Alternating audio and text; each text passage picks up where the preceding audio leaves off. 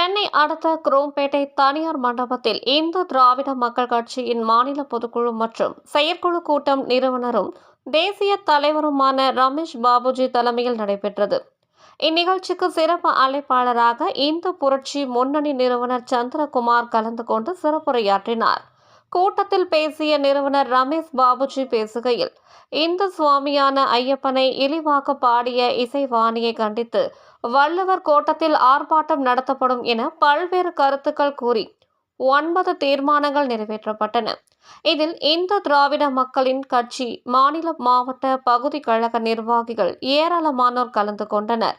பின்னர் செய்தியாளர்களை சந்தித்த தேசிய தலைவர் ரமேஷ் பாபுஜி பேசுகையில், பல்லாவரத்தில் குடிநீரால் பாதிக்கப்பட்டு 3 பேர் உயிரிழந்தனர்.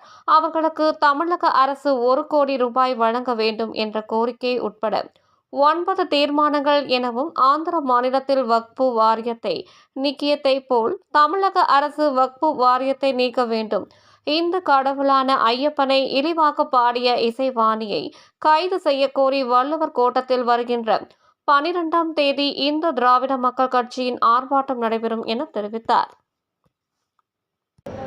இந்த நிகழ்ச்சிக்கு மாநிலம் முழுவதும் இருந்து அனைத்து மாவட்ட தலைவர், மாவட்ட செயலாளர்கள், பொதுக்குழு உறுப்பினர்கள் இந்த நிகழ்ச்சியில் கலந்து கொண்டு கடந்த 4 ஆண்டுகளாக தமிழகத்தினுடைய மாநில தலைவராக செயல்பட்டு கொண்டிருக்கின்ற ரமேஷ் பாபு ஆகிய என்னை மீண்டும் தமிழகத்தினுடைய மாநில தலைவராக தேர்ந்தெடுத்தனர். இந்த மாநில பொதுக்குழுவிலே தமிழக அரசிற்கு ஒரு 9 தீர்மானங்களை நாங்கள் நிறைவேற்றி கோரிக்கையாக வைத்துள்ளோம். கண்டனத்தையும் இந்த அரசுக்கு தெரிவித்துள்ளோம். தமிழக அரசினுடைய ஆட்சியினுடைய அவல நிலையினாக தாம்பரம் மாநகராட்சியிலே பல்லவபுர நகரத்தினுடைய பகுதியில் குடிநீரிலே கழிவுநீர் கலந்து 3 பேர் இறந்து உள்ளனர். 25 பேர் இந்த குரோம்பேட்டை மருத்துவமனையிலிருந்து இன்று வீடு திரும்பியுள்ளனர். இன்னும் பல பேர் சென்னை 2 மருத்துவமனைகளிலே அனுமதிக்கப்பட்டுள்ளனர். இவர்களெல்லாம் இந்த அரசு கூர்ந்து கவனித்து காப்பாற்ற வேண்டும். இறந்தவர்களுக்கு 1 கோடி ரூபாய் அந்த குடும்பத்திற்கு அளிக்க வேண்டும் என்று இந்த அரசுக்கு இங்கு கோரிக்கையாக வைக்கிறோம். இது போன்ற சீரழிவான அரசை நடத்துவதற்கு தமிழக அரசை எங்களுடைய கண்டனத்தை தெரிவித்துக் கொள்கிறோம். ஆந்திராவிலே வக்ஃப் போர்டு முழுவதுமாக கலைக்கப்பட்டுள்ளது. அதே போன்ற செயல்திறனை இந்த தமிழக அரசு வக்ஃப் போர்டு வாரியத்தை கலைக்க வேண்டும். இந்த வக்ஃப் போர்டு நிறுவனத்தினால் தமிழகத்திலே திருச்சி மட்டுமல்ல, ஈரோடு, பல மாவட்டங்களிலே மக்கள் அவதிப்படுகின்றனர். வக்ஃப் போர்டு வாரியத்தை இந்த அரசு கலைக்க வேண்டும் என்று இந்த அரசுக்கு கோரிக்கை வைக்கிறோம்.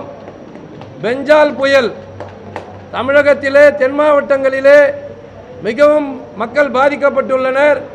இந்த மக்களையெல்லாம் இந்த தமிழக அரசினுடைய முதல்வர், துணை முதல்வர் சுற்றுப்பயணம் செய்து அவர்களுக்கு நிவாரணம் செய்ய வேண்டும்.